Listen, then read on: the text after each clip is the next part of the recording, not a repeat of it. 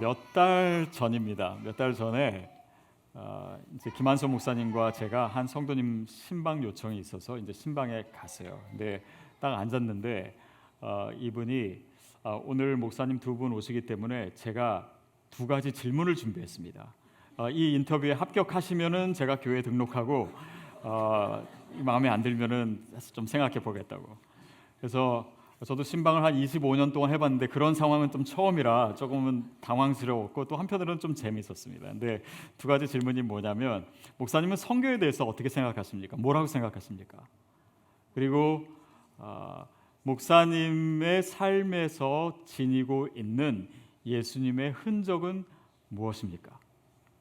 질문이 뭐 사실 쉽지는 않아요. 그렇지만 소신 있게 대답을 했고 대답을 한 다음에 제가 물어봤어요. 우리 합격한 거냐고. 그랬더니 합격했다고. 그래서 이제 교회를 등록하시고 얼마 다니시자마자 그분은 또 다른 교회로 가셨어요. 이렇게 당당하게 합격한 저와 김한성 목사님을 두고 가셨습니다. 근데 사실 그 상황이 이해되지 않는 건 아닙니다. 사실 너무 잘 이해돼요. 새로운 교회에 왔는데 이 목사가 정말 신뢰할 사람인지 그걸 어떻게 알 수가 있겠습니까? 그리고 나의 믿음이 달려있는 굉장히 중요한 일이고 또 나의 가족도 같이 오고 있는데, 그래서 그 마음이 너무 잘 이해되면서 어떻게 우리가 정말 주님 앞에서 또 사람 앞에서 아니 사람이 아니라 정말 주님 앞에서 인정받으면 사람들도 그것을 알 수 있지 않을까, 그런 생각을 하게 됐습니다. 그래서 오늘 설교 제목을 내 충성된 증인 이라고 오늘 본문에 나오는 표현을 사용했습니다. 저와 여러분이 정말 주님 앞에서 인정받는 그런 충성된 증인 되기를 바랍니다. 그리고 그렇게 되려면 하나님께서 어떻게 우리의 삶을 이끄시는지를 오늘 본문을 통해서 우리가 봤으면 좋겠습니다. 우리 12절 13절 같이 읽겠습니다. 시작. 교회 사자에게 편지하라. 자위의 날성 검을 가지신 이가 이르시되 내가 어디에 사는지를 내가 아노니 거기는 사단의 권자가 있는 데라. 내가 내 이름을 굳게 잡아서 내 충성된 증인 안디바가 너희 가운데 곧 사탄이 사는 곳에서 죽임을 당할 때에도 나를 믿는 믿음을 저버리지 아니하였도다. 버가모 지역은요, 한 해발 1000피트 정도 더 위에 있는 높은 곳에 위치한 도시였습니다. 그 도시는 에베소나 서머나처럼 막 무역이 발달한 도시는 아니었어요. 그렇지만 로마의 총독이 주재하는, 그래서 이 권력과 정치의 도시였습니다. 그리고 황제 숭배의 극에 달한 그런 곳이기도 했어요. 그래서 거기엔 또 제우스 신전도 있고 또 로마 황제를 섬기는 그런 신당들도 굉장히 많았습니다. 특별히 거기에 있었던 것 중에 뭐가 있냐면요, 아스클레피온 신전이라고 하는 것이 있었어요. 이게 뭐냐면 병을 고치는 곳입니다. 근데 이제 환자들이 굉장히 이제 많이 와요. 그러면 거기 대리석으로 그 성전 앞에 길이 있고 거기 들어가면은 한 가운데 온천이 있습니다. 그 온천에서 몸을 씻고 지하 통로로 내려가면은 치료실이 있어요. 그 치료실에 가면은 그 위에 창이 나 있는데 그 창으로 거기에 의사들, 말하자면 심령 술사들이겠죠. 거기서 네 병은 나을 것이다, 나을 줄로 믿어라, 이렇게 계속 주문처럼 외우면 이제 그걸 듣고 그 다음에는 이제 극장에 가서 음악을 듣고 그 다음에는 나와서 기도하고 서약하는. 근데 사실 그 과정이 우상 숭배를 하게 하는 과정입니다. 결국 그 치유의 신을, 그 뱀으로 표현된 그 치유의 신을 믿게 하는 거예요. 그러니까 무슨 의미냐면 인간의 필요, 나의 질병, 나의 현실적인 문제, 그것을 통해서 우상을 숭배하도록 타협하게 만드는 것입니다.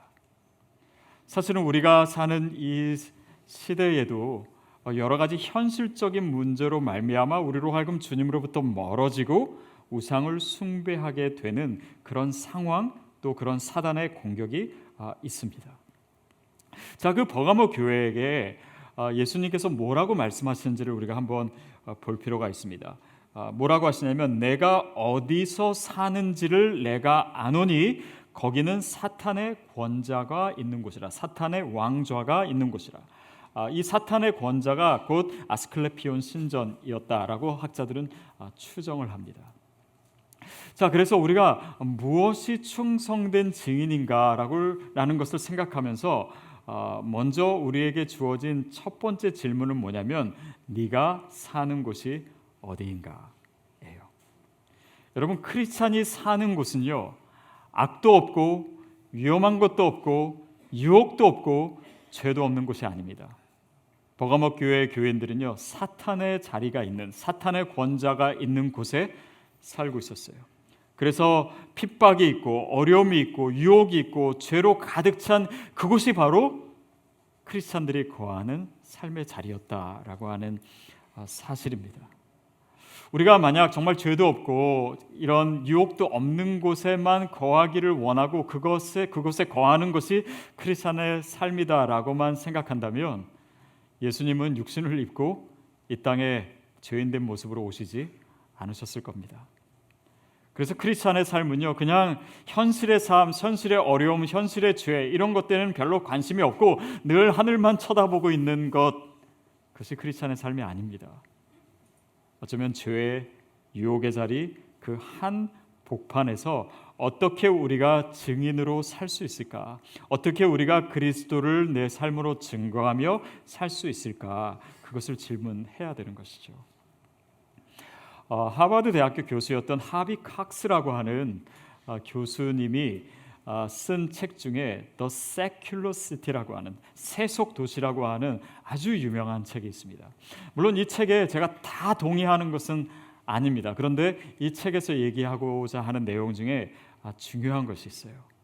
그것은 뭐냐면 우리가 세속이라고 하는 개념을 크리스찬이 너무 부정적으로만 생각한 나머지 세속 사회, 또 세상에서 일어나고 있는 일, 뭐 세상의 노래, 이 모든 것은 다 죄악된 것으로만 생각해서 우리의 마음을 닫아버리고 우리는 거룩하고 우리 예배만 드리고 뭐 그런 삶을 사는 것이 크리스찬의 삶이다라고 생각한다면 크리스찬의 삶에서 너무 중요한 것을 놓친다는 거예요. 그래서 이 세속이라고 하는 개념의 좀 긍정적인 면들에 대해서 생각해 봐야 된다. 더욱이 하나님께서는 이 세상에서 일어나는 일들을 통해서 자신을 계시하시는 분이기 때문에 크리스찬이 세상에서 일어나는 일에도 관심을 가져야 되고 또 그 문제의 한 복판에서 우리가 무엇을 하고 어떻게 살아야 될 것인가, 그 문제를 같이 고민하자라고 하는 것입니다. 결국 정치와 경제와 문화와 예술과 교육과 이 모든 것을 통해서 하나님 말씀하신다라는 거예요. 우리가 그 하나님의 말씀을 내가 처해진 이 삶의 자리에서 어떻게 나타낼 것인가. 그래서 신앙이라고 하는 것은 단지 교회 문제가 아니다. 신앙이라고 하는 것은 단지 종교적 문제가 아니라 문화의 문제이고 또 세상의 문제이고 정치의 문제이고 이 모든 문제들이 더 확장돼서 크리스찬들에게 이해되어야 된다라고 하는 내용입니다. 버가모 교회가 바로 그 가운데 있었어요. 유혹이 많고 심지어는 핍박이 있는 곳에 있었습니다. 그러면서 한 사람 이야기를 합니다. 안디바라고 하는 충성된 증인. 내 충성된 증인이 안디바인데 그 사람은요, 사실은 이 버가모 교회에서 순교한 사람입니다. 전설에 의하면 이 사람은 예수 그리스도를 증거하다가 철판 위에서 말하자면 구워져서 타서 죽게 된 순교자예요. 물론 오늘 우리에게 주어진 의미로 받아들일 때 우리가 다 그렇게 죽어야 된다, 다 순교해야 된다라는 것은 아닐 수 있습니다. 그렇지만 우리가 어떻게 이 세상의 한 복판에서 그리스도인의 증인으로서 살 것인가에 대한 의미는 단지 우리가 복음을 전하는 것, 그것보다 훨씬 더 많은 의미가 있습니다. 아까 언급한 하비 칵스가 한 번은 이제 전문가들 한 600명 정도를 모아놓고 강의를 했습니다. 그때 이제 성경 말씀을 인용하면서 누가복음 8장 뒷부분에 어떤 내용이 있냐면 혈루병 걸린 여인이 예수님의 옷자락을 잡고 만져서 치유된 사건, 그리고 회당장 야이로의 딸이 죽게 되었다가 예수님이 살려주신 그 사건을 설명을 했어요. 그러면서 회중에게 질문했습니다. 여러분은 이 이야기에서 누구와 자기 자신을 동일화합니까? 혈류병 여인입니까? 실제로 고통을 당하고 있는 그 사람과 자신이 동일시화됩니까? 아니면 회당장 야이로처럼 자기의 가족이나 자기의 딸이나 어려움을 당하고 있는데 그 안타까운 마음, 괴로운 마음을 가진 그 사람과 나를 동일시하고 있습니까? 아니면 그 사건을 바라보고 있는 많은 사람들, 청중들, 또 회중과 나를 동일화시키고 있습니까? 근데 그 혈류병 여인과 자신을 동일화시키고 있는 사람 손 들어보니까 600명 중에 한 100명, 6분의 1 정도가 손을 들었대요. 또 자기가 가까운 사람들의 그런 괴로움으로 인해서, 어려움으로 인해서 내가 고통받고 있는 그것을 나의 사건으로 생각이 들고 동일화하는 사람은 한 200명 정도. 그리고 나머지 300명은요, 그 사건을 보고 있는 회중의 한 사람으로 자기 자신을 동일화하고 있다라고 하더라고요. 그러면서 그가 물었습니다. 혹시 이 사건을 들으면서 거기에 계신 예수님과 나 자신을 동일화시킨 분 있으면 손 들어보자라고 하니까 6명, 그러니까 100분의 1이 손을 들었대요. 그가 말하고자 하는 내용은 이것입니다. 우리가 신앙생활을 한다라고 하는 것이 뭔가 어려운 상황에 있어서 하나님의 도움을 받기 위한 태도, 그것이 신앙생활의 전부라고 생각할 수 있다는 거예요. 아니면 나의 가까운 사람이 어려움을 당했는데 하나님이 정말 도와주실까, 그래서 그런 이 도움을 구하는 그런 마음, 그런 것들이 신앙생활에 정말 필요하고 중요한 것이지만, 또 많은 사람들은 그냥 구경꾼으로 하나님이 어떻게 뭘 행하시나 보자, 나는 그냥 편안한 삶을 살기를 원하고, 나는 지금 문제가 없어서 감사하고, 그렇긴 하지만 하나님께서 저런 사람의 간증을 통해서도 그런 일을 통해서 행하신 일을 보면서 내가 믿음이 조금 더 생기고, 그 정도로 신앙생활을 하고 있는 것은 아닌가. 그런데 예수님과 자기 자신을 동일화한다는 건 뭐냐면, 그 문제와 어려운 상황 한가운데 서 계신 예수님을 얘기하는 거예요. 그리고 그 문제를 하나님의 능력 가운데 어떻게 해결할 것인가. 크리스찬의 삶이, 우리의 신앙생활이 그저 나의 편안함과 안일함과 문제를 해결하고 마음 편안하고 그런 것에 머무는 것이 아니라, 이 세상에 지금 잔재되어 있는 이 문제 가운데 내가 크리스찬으로서 무엇을 할 것인가, 어떻게 반응할 것인가. 그 부분에 대해서 요즘 현대 크리스찬들이 너무나 많이 그것으로부터 멀어져 있다라고 하는 것을 얘기한 것입니다. 예수 그리스도는요, 세상의 한 복판, 문제의 한 가운데 계셨습니다. 그 의미가 무엇일까요? 제가 중학교 3학년 때 정도 된 것 같습니다. 밤에 도서관 갔다가 집에 오는데 이렇게 찾길에서 교통사고가 났어요. 근데 크게 소리가 났고 거기에 사람이 치였습니다. 제 어린 나이에 굉장히 많이 놀랐어요.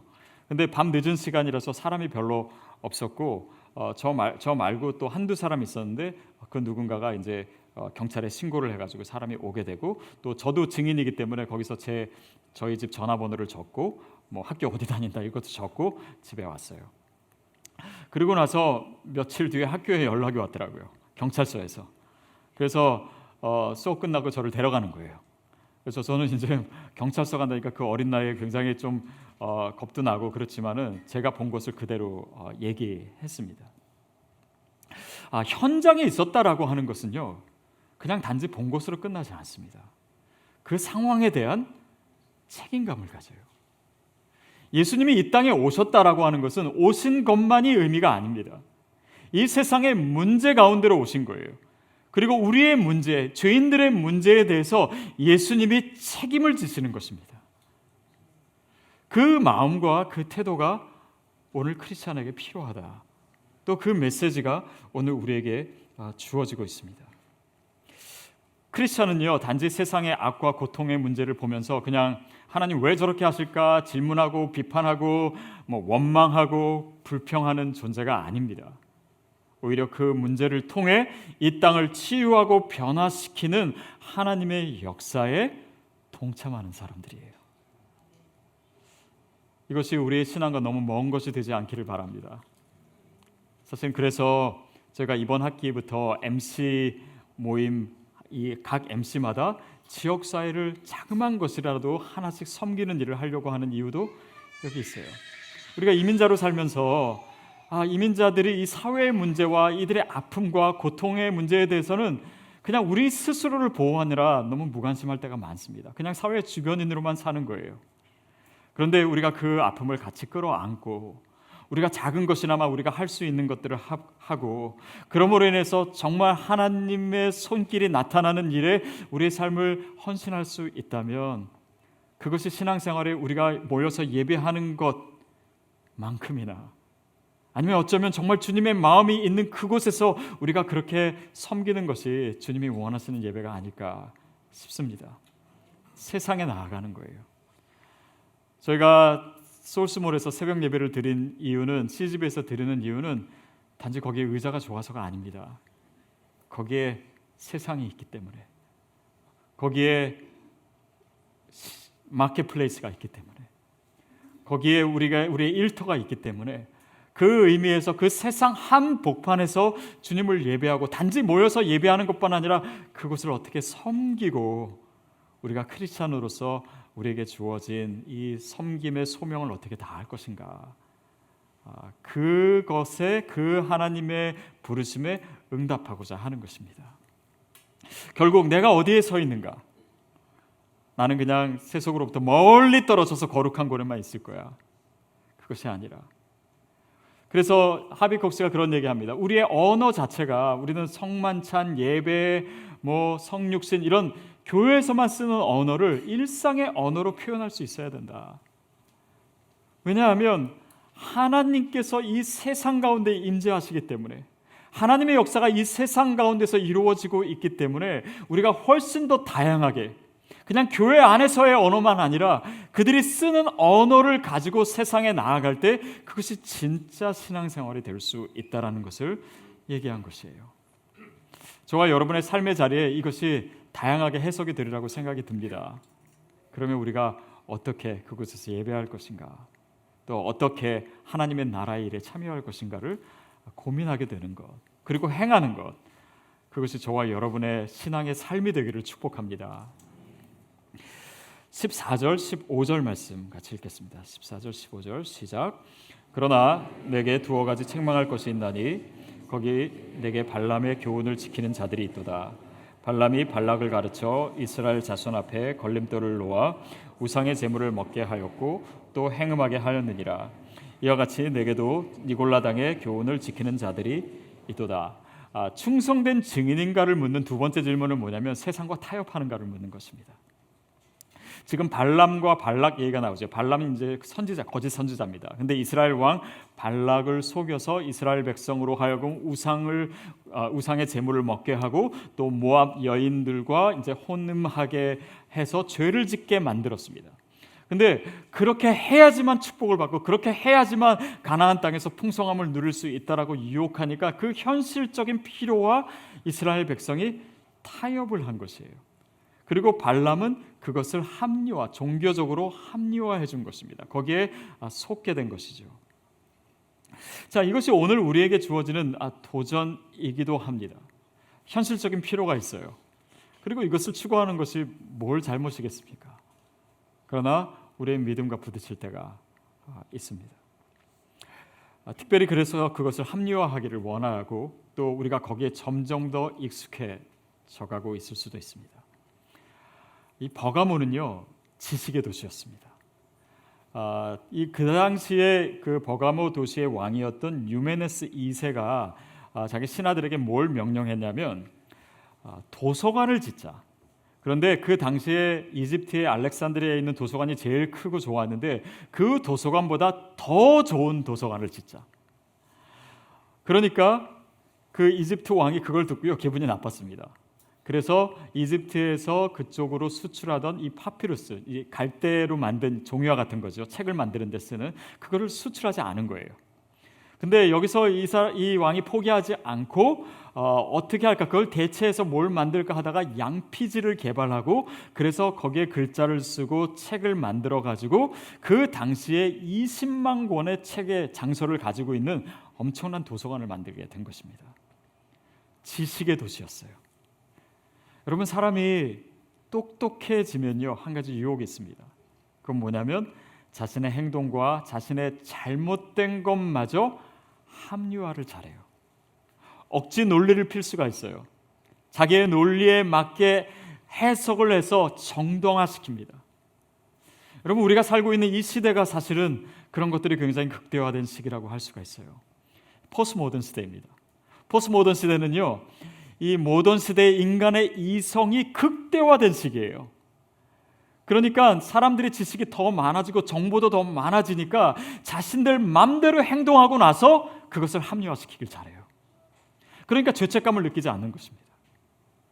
또 최근 들어 진화 심리학에서 얘기하는 것은 인간의 모든 말하고 행동하는 것은 뭐냐면 우리 안에 있는 DNA에 써져 있는 대로 행하는 것일 뿐이다. 그러니까 죄를 짓는 것도 사실은 이 죄를 짓는 DNA를 갖고 태어난 거예요.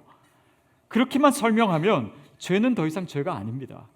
선도 더 이상 선이 아니에요. 그러니까 합리화하는 것입니다. 우리가 잘못해 놓고서 그것을 얼마든지 합리화할 수 있을 만큼 인간이 똑똑해졌어요. 그러니까 내가 있는 죄도 합리화시키고 또 니골라당의 가르침도 그것도 뭡니까? 육신으로 짓는 범죄하는 거에 대해서는 정죄하지 않는다는 것입니다.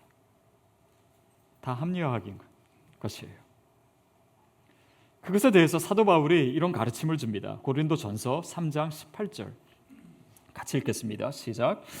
아무도 자신을 속이지 마라. 너희 중에 누구든지 이 세상에서 지혜 있는 줄로 생각하거든 어리석은 자가 되라. 그리하여 지혜로운 자가 되리라. 이건 바보가 되라는 말이 아닙니다. 어리석은 자가 되라는 것이 아니에요. 그러나 우리의 억지 논리를 가지고 우리의 지식을 가지고 우리의 어떤 그런 합리화할 수 있는 능력을 가지고 이 죄까지 합리화하는 그것이 지혜로운 것이 아니라 오히려 더 어리석은 것이고 그냥 하나님의 말씀 앞에 단순하게 서라. 그 말씀에 순종해라. 그것이 오히려 더 지혜로운 것이다. 사도 바울의 가르침입니다. 여러분 혹시 우리의 삶에서 합리화하고 있는 것이 있었다면 정말 주님 말씀 앞에 솔직히 한번 서보십시오. 요즘은 잘못된 것을 주장하는 사람도 성경을 주장해서 그것을 합리화하기도 해요. 그러나 정말 주님이 원하시는 것, 정말 주님이 옳다라고 하시는 것에 우리의 삶에 타협이 없게 되기를, 그래서 정말 주님 앞에 순전한 모습으로 서게 되기를 주님이 원하십니다. 16절 말씀 같이 읽겠습니다. 16절 시작. 그러므로 회개하라. 내 입의 검으로 그들과 싸우리라. 그러므로 회개하라. 이 계시록 7교회에 주신 말씀에 회개하라는 말이 계속 나옵니다. 사실 회개는요 예전에 한 번 하고 끝나는 것이 아닙니다. 청교도 설교가 토마스 셰퍼드는 회개를 날마다 해야 된다라고 얘기해요. 날마다 해야 된다. 여러분 물론 어떤 사람은 이 회개를 너무 극대화해가지고요 회개 주의에 빠지는 사람이 있어요. 신앙의 모든 문제는 우리가 회개하지 않았기 때문에 회개하면 모든 것이 다 해결된다. 그런 것은 아닙니다. 그러나 우리가 우리의 죄를 날마다 생각하면서 주님 앞에 고백하고 우리 자신을 정결케 하는 그런 하나님 앞에 서는 일은 우리가 날마다 해야 되는 일이에요. 회개는 남에게 강요할 일도 아닙니다. 회개는 자기 자신이 하는 거예요. 특별히 이 버가모 교회의 회개를 명령하실 때는요 이 발람의 유혹에 빠진 사람들이 소수가 있었습니다. 그러나 전체에게 회개를 요구하세요. 이건 뭐냐면 니네가 잘못했으니까 니네 회개해 라고 하는 그런 사람으로 서 있지 말고 내가 주님 앞에 나아가는 사람, 특별히 나의 죄가 아닐지라도 아니면 다른 사람의 죄를 용납한 그 죄를 가지고도 주님 앞에 나가라라고 하는 것입니다. 그것이 모세가 보여주고 에스라가 보여주는 회개예요. 자신이 잘못한 것이 아닙니다. 그러나 이스라엘의 죄를 가지고 주님 앞에서 몸을 찢는 거예요. 그 사람을 비난하는 것이 아니라 내가 주님 앞에서 통회하고 자백하는 것입니다. 그게 크리스천이에요. 왜냐하면 크리스천은 바로 그 상황에 대한 책임감을 느끼기 때문입니다. 내가 책임감을 느끼지 않는다면 내가 회개할 필요가 없어요. 내가 이 세상의 죄에 대해서 나는 크리스찬이고 나는 죄 짓지 않았고 그들이 잘못이라고 생각한다면 내가 그것을 위해서 기도하고 회개할 필요가 없습니다. 그러면 그 사람은 리더가 되지 못해요. 그 사람은 그 사회와 그 상황 속에 선한 영향력을, 변화를 일으키는 사람이 되지 못합니다. 왜냐하면 그 영적인 책임을 느끼는 자만이 회개할 수 있기 때문이에요. 그래서 저는 저와 여러분이 회개의 사람 되기를 바랍니다.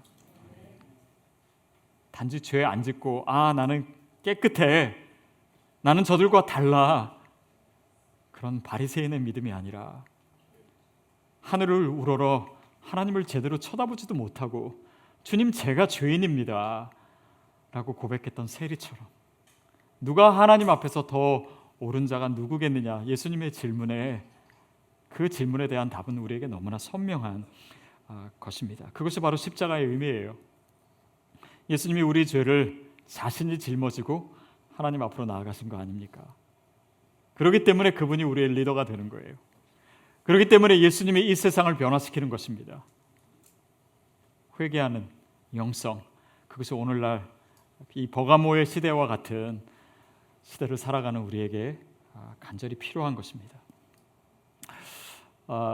우리가 예배드리고 있는 CGV 그리고 더 소울스몰을 운영하는 회사가 있습니다. 근데 그 회사의 부사장이 제가 잘 알고 있는 형제님이에요. 그래서 그 형제님을 통해서 한 번은 그 더 소울스몰의 사장님을 한번 만났습니다. 그래서 이런저런 얘기를 했어요. 이분은 이제 미국에 오신 지 오래됐고 또 1.5세세요. 되게 일찍 오셨고, 그리고 그런데 이제 한국 문화나 또 한국에 대한 애착이 굉장히 많고, 그런데 대화를 하는 중에 자기가 정말 한국을 좋아하고 사랑하는데 또 한국 사람들의 가진 문제들, 또 문화, 이런 것에 이제 한계를 느낀다, 뭐 이런 얘기를 나누고 있었습니다. 근데 그때 제가 이렇게 이런저런 얘기하다가 무슨 얘기를 했냐면, 이분은 안 믿는 분입니다. 근데 한국 사회가 그렇게 된 데는 크리스찬의 책임이 큽니다. 교회가 정말 크리스찬으로서 제대로 역할을 했으면 이 시대와 한국 사회가 정말 많이 달라졌을 텐데 그러지 못해서 참 죄송한 마음이 듭니다.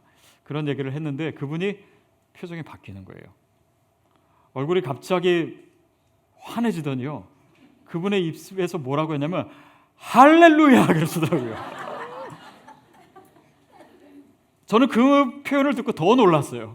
이분은 교회도 안 다니는 분이고 예수 믿지도 않는 분인데, 예수 믿는 사람의 잘못에 대해서 우리 스스로 얘기하는 것을 듣고 이분이 할렐루야를 외치더라고요. 이게 믿지 않는 사람들에게 하나님을 느끼게 해줄 수 있는 방법이구나. 그들의 입술에서 하나님을 찬양하게 해줄 수 있는 방법이 여기 있구나라고 하는 것을 생각하게 됐습니다. 그것은 우리가 회개하는 거예요. 우리가 먼저 우리의 잘못을 고백하는 것입니다. 여러분, 회개는 누구에게 강요해서 될 것이 아닙니다. 자기가 하나님 앞에서 하는 것이에요. 그렇기 때문에 내가 먼저 해야 되는 것이 회개입니다. 네가 회개해야 돼, 네가 잘못했어 라고 하는 한 우리는 늘 그 피해의식에서 벗어나지 못해요. 그러나 정말 주님 앞에 먼저 그 마음과 태도로 설 수 있는 사람은 하나님께서 그 사람을 통해서 일하시기 시작할 줄로 믿습니다. 그게 우리에게 필요한 영성이에요. 17절 말씀입니다. 17절 시작. 귀 있는 자는 성령이 교회들에게 하시는 말씀을 들을지어다. 이기는 그에게는 내가 감추었던 만나를 주고 또 흰 돌을 줄 터인데 그 돌 위에 새 이름을 기록한 것이 있나니 받는 자밖에는 그 이름을 알 사람이 없느니라. 이기는 그에게는, 이 버가모 교회에 이긴다라고 하는 의미에는, 그래서 우리가 살펴봤듯이 정말 세상 속에서 안디바와 같이 그렇게 이 세상의 문화 속에서 그리스도를 증거하는 그런 충성된 증인의 모습, 세상과 타협하지 않는 그런 몸부림, 그리고 내가 먼저 회개할 수 있는 그런 영성, 그들이 곧 이긴 자이다 라고 하면서 그들에게 상급을 주겠다라고 하시는 겁니다. 아까 제가 이제 교통사고 목격했다고 했잖아요. 그래서 이제 경찰서에서 진술을 한 다음에 며칠 있다가 그 돌아가신 분이 노인이었거든요. 노인분의 자녀 되는 그 부부가 저희 집에 찾아왔어요. 그래서 고맙다고 하면서 이 선물 항상자를 가지고 왔습니다. 그래서 거기에 학용품을 가득 넣어서 왔어요. 그래서 당시에는 굉장히 좋았는데 지금 생각해 보니까 너무 싸게 하고 끝난 게 아닌가, 그런 생각도 좀 들었습니다. 굉장히 그분들에게 큰 일이었는데. 그런데 여러분, 정말 우리가 충성된 증인으로 우리가 주님 앞에 설 때, 세상 가운데 설 때 주님께서 우리에게 주실 상급은 결코 가벼운 것이 아닙니다. 오늘 본문에 뭐라고 얘기하고 있냐면 내가 감추었던 만나를 주겠다. 이 감추었던 만나는요, 원래 법궤 안에 만나 항아리가 있었잖아요. 근데 그게 없어졌습니다. 근데 그거를 유대인들이 이제 전하는 그 하나의 이야기로는 예레미야가 솔로몬 성전이 멸망할 때 그것을 가져다가 느보산에 감추어 놨고 메시아가 오실 때 그것을 다시 공개할 것이다. 그래서 감추어진 만나라고 하는 것이 바로 그 이야기의 근거에서 이제 얘기하는 것입니다. 근데 만나라고 하는 것은 무엇입니까? 이스라엘 백성들이 광야에서 먹을 것이 없을 때, 어떻게 해야 될지 모를 때, 그 광야의 한 복판에서 하나님께서 이스라엘을 살리셨던 그 음식이잖아요. 우리에게 주신 상급이라는 것이 바로 그런 의미가 아닐까 싶습니다. 여러분, 정말 우리가 충성된 증인으로 살면요, 하나님이 우리 굶기지 않으십니다. 이 광야의 땅을 넉넉히 이길 수 있도록 하나님께서 채워주시라고 저는 믿습니다. 그렇기 때문에 우리가 더 힘있게 증인으로 살 수 있도록 하나님께서 준비해 놓으셨다라고 하는 것을 얘기하시는 거예요. 그리고 또한 그들에게 흰 돌을 줄 것이다. 흰 돌을 줄 것이다. 이 초대교회 시대 주 1세기 그 즈음에 유대인의 문화 가운데는 잔치에 초대할 때 그 초대장으로 테세라라고 하는 흰 돌을 주는 풍습이 있었습니다. 바로 그것을 염두에 두고 쓰여진 표현 같아요. 그것은 뭡니까? 하나님 나라의 잔치예요. 결국 이 하나님 나라의 잔치라고 하는 것은 우리가 죽어서 참여할 영원한 나라를 의미하기도 합니다. 물론 그 초대장이 우리에게 주어진 거지요. 그러나 또한 우리의 현실에 있어서는 하나님 나라, 이 땅에서 이루어질 하나님 나라의 역사를 위한 그 역사에 참여하는 사람으로 우리에게 흰돌을 주시겠다라고 하시는 거예요. 여러분, 우리가 그냥 예수 믿고 끝날 수도 있습니다. 예수 믿고 죽어서 그냥 천국 갈 수도 있어요. 그러나 우리에게 주어진 더 큰 축복이 있다면 이 땅에서 이루어지는, 이 시대에 이루어지고 있는 하나님의 놀라운 역사에 하나님께서 저와 여러분을 초대하시는 일입니다. 그 역사에 참여하는 일이에요. 내가 너를 통해서 일하겠다. 내가 너를 통해서 이 땅을 고치겠다. 내가 너를 통해서 이 땅에 변화를 만들어내겠다. 이 땅에 하나님의 나라가 이루어지는 일에 내가 너를 사용하겠다. 충성된 지인에게 주시는 하나님의 은혜요, 또 선물인 줄로 믿습니다. 충성된 증인인지 아닌지 하나님은 우리를 다 실험해 봐야지, 시험해 보셔야지만 아시는 분 아닙니다. 그러나 오늘 이 질문들을 통해서 우리를 만들어 가시는 거예요. 충성된 증인으로 만들어 가시는 것입니다. 그래서 그 손길이 오늘 우리의 살아가는 이 현실과 시간 속에 주어지고 있는 것입니다. 그래서 그 과정 속에 정말 하나님이 나를 사용하시는구나. 정말 내가 하나님 나라에 초대된 사람이구나. 나를 통해서 하나님 정말 일하시는구나.